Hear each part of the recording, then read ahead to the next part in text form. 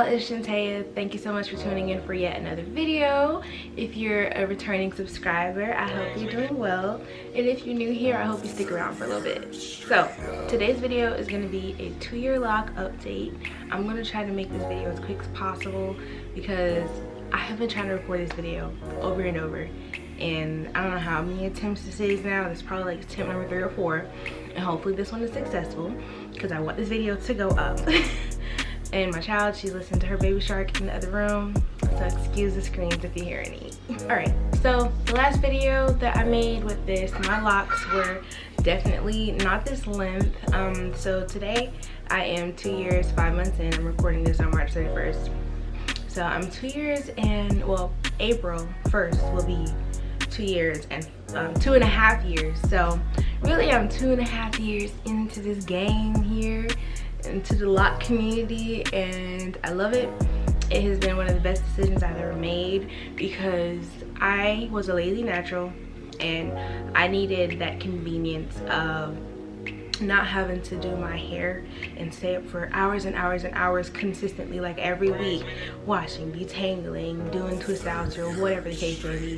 Having locks has made my life so much easier in that aspect, and I love it so much. When I started my locks, a month later, just under a month later, I found out that I was pregnant. So I am not sure how being pregnant may have affected my locks. Like, you don't actually get to see the growth, especially if you're going through the shrinkage of the lock-in process and everything like that. You don't really get to see the growth. So in the last video that I recorded, my 1-year lock update, it was about, I want to say like, it was like in January, February. So I was 14 months in. I said, So I was 1 year and 2 months in to being locked. And around that point is when I had experienced shedding in my hair. But my hairline has fully recovered, and I have like a whole video on that. So as you can see here, my hair is a lot thicker now than it was in that video. But yeah, so at this point in my journey, my locks are fully mature. So I don't have any budding like down the shaft of my locks. It's only budding, and you know, that occurs at my roots because the rest of my hair is completely locked up. Some of my ends do still kind of have curls on the end, and I don't know if they're ever gonna lock up. They might not, but some of them have completely rounded out. Now I will say one thing that I was doing, especially after I was getting closer to like the 2-year mark, I started clipping them ends where they're like kind of like long and straggly and have those like hangy pieces. I hated that, so I clip them. And some of my locks I had like bunching that had occurred. So I'll see if I can give an example here. So if you can see here, like there's a piece of hair here at the end, and it's like a curl dent and stuff like that. I cut off. But yeah, I cut it off because I just don't want to deal with it, and I don't like it, and I know that I don't know how long it would take to like figure itself out, but I'm impatient and I just cut them off. So at this point in my journey, as I said, my hair is 100% locked. I just have my roots that, you know, are continuing to go through the locking process, because apparently some people don't know this, but your hair does not come out of your scalp locked. It has to go through the same process that the rest of your hair went through to lock up. So your roots are never going to be locked unless you do interlocking or unless you do like a crocheting method, which I've considered for some of my front locks because I have like a lot of new growth. Like, let me see.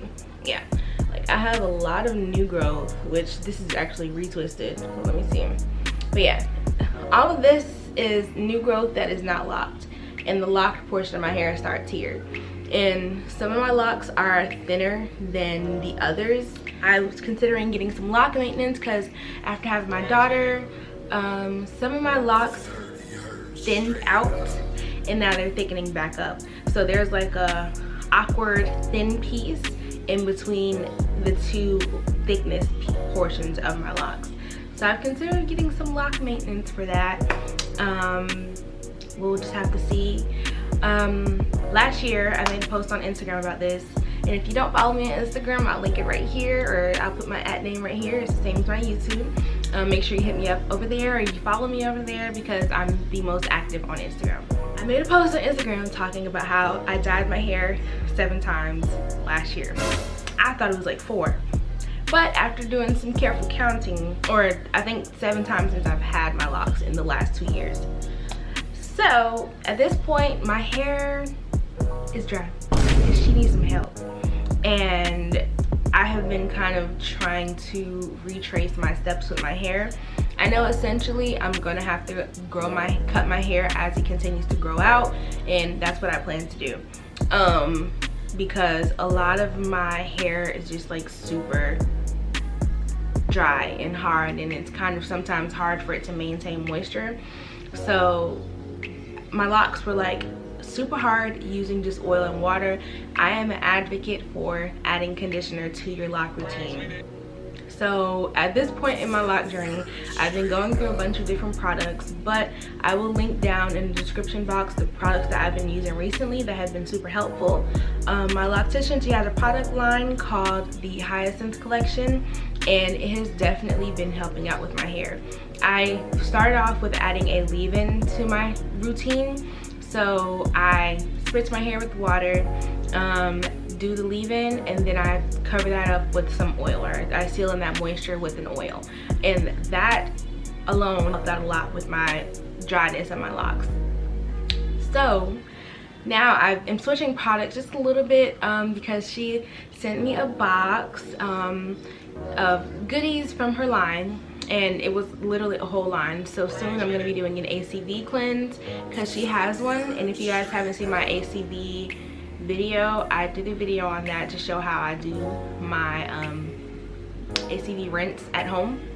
But she actually has a specific product to help out with if you're trying to get buildup out of your locks. So I'll be using that very soon, and she has used it on my hair for like the last year or so, and I love how lightweight my hair feels whenever I leave her chair with a fresh retwist. So I'm so excited to use some of the products that she consistently uses on my hair when I actually go to visit her at her salon.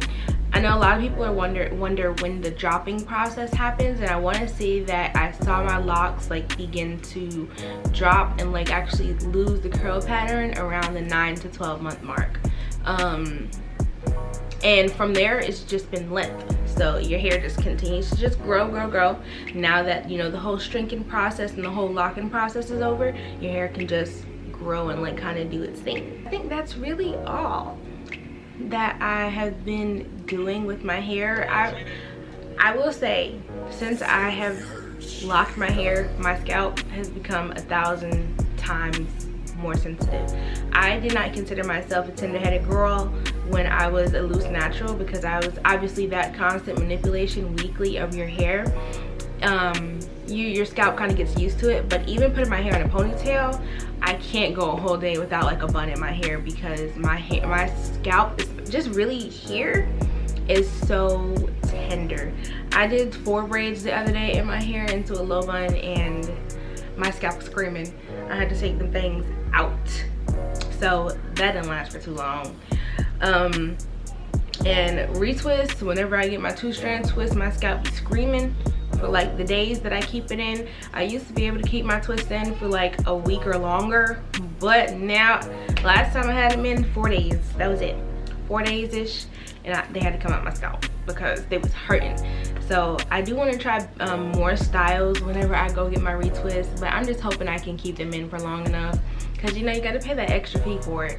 So I'm hoping I don't get it and then like an hour later I'm ready to take my hair out.